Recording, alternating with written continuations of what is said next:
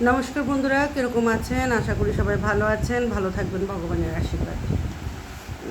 আজকে আমি একটা বিষয় নিয়ে কথা বলছি। দেখুন, আপনারা চিন্তা করবেন এই জিনিসটা করাটা কি ঠিক হচ্ছে কিনা এবং কাদের জন্য এই জিনিসটা করা হচ্ছে। সরকার একটা স্টেপ নিয়েছে যে ফেসবুক, টুইটার, ইনস্টাগ্রাম বন্ধ করে দেবে। তো আমি বলতে চাইছি, এই ফেসবুক দিয়ে অনেকেই কিন্তু তার সংসারটা পরিচালনা করেন, রোজগার করেন। আজকে যে ফেসবুকটা বন্ধ হচ্ছে, আমি এটার সমর্থন করি কিছু ব্যাপারে, আর কিছু ব্যাপারে সমর্থন করি না। তো সমর্থন করি এই ব্যাপারটা নিয়ে যে কিছু কিছু কন্টেন্ট ক্রিয়েটার আছেন যারা ফেসবুকের মধ্যে শরীর দুলিয়ে পারলে, মানে কি বলবো, মানে নেকেট হয়ে দেখিয়ে দেবে। এতে কি হচ্ছে, আমাদের যে জেনারেশন আছে বা মানে ছোট ছোট বাচ্চারা আছে, তারা কিন্তু মানে মোবাইলটা হাতে ধরতেই পারে না।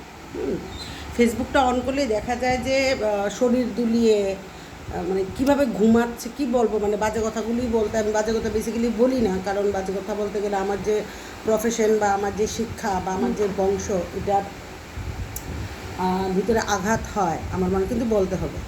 আজকে ফেসবুক বন্ধ হচ্ছে ওইসব কন্টেন্ট ক্রিয়েটারদের জন্য যারা ফেসবুকের মধ্যে শরীর দুলিয়ে, ঠোঁট দুলিয়ে তারা কিভাবে ঘুমায়, ঘুমিয়ে বিভিন্ন পজিশনে ভিডিও করে, তারপর স্নান কিভাবে করে, মানে বিভিন্ন ভ্যারাইটিস বাজে বাজে বাজে বাজে পারলে নেকেট হয়ে দেখিয়ে দেয়।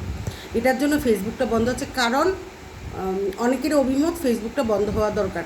তো আমি বলছি হ্যাঁ, ফেসবুকটা বন্ধ হওয়া দরকার। কারণ এইসব বাজে কন্টেন্ট ক্রিয়েটারদের জন্য আমরা যারা ভালো কন্টেন্ট ক্রিয়েটার, যারা আমরা সবাই তো এরকম ভিডিও বানাই না।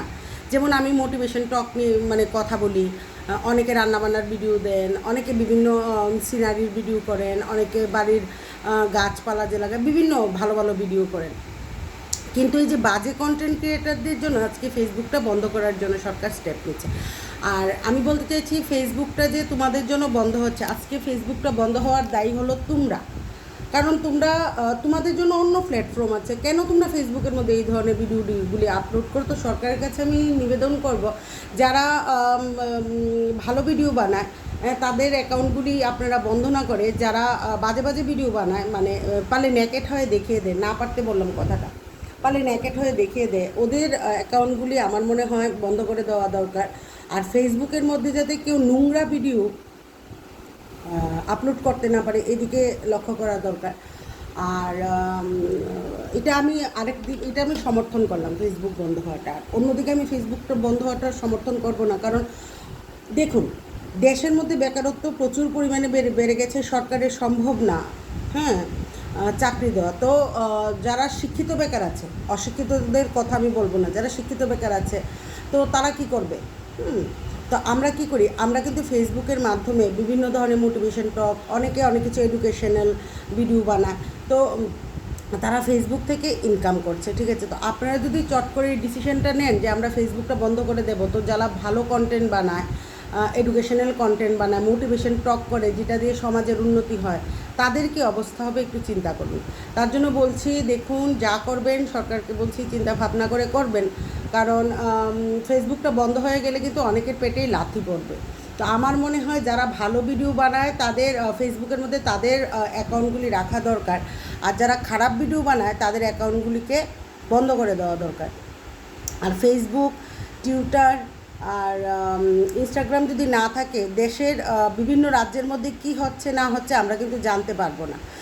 এখন আপনারা বলতে পারেন যে ইউটিউবের মধ্যেও তো কত কন্টেন্ট ক্রিয়েটার আছে কি বাজে বাজে ভিডিও বানায়, মানে আমি অবাক হয়ে যাই। ইউটিউবটা খুললেই বাজে বাজে ভিডিও, ইউটিউবটা খুললেই বাজে বাজে ভিডিও, মানে জঘন্য জঘন্য ভিডিও। আমি জানি না তারা কী ধরনের ফ্যামিলি থেকে বিলং করে বা তাদের ফ্যামিলি মেম্বার্সরা দেখে কিনে এইসব ভিডিও। তো হয়তো বা ইউটিউবও বন্ধ করে দেওয়া হবে এই বাজে বাজে কন্টেন্ট ক্রিয়েটারের জন্য। তো সরকারকে বলছি, আপনারা যা করবেন বুঝেই করবেন, আর দেশের যাতে ভালো হয় এটাই করবেন।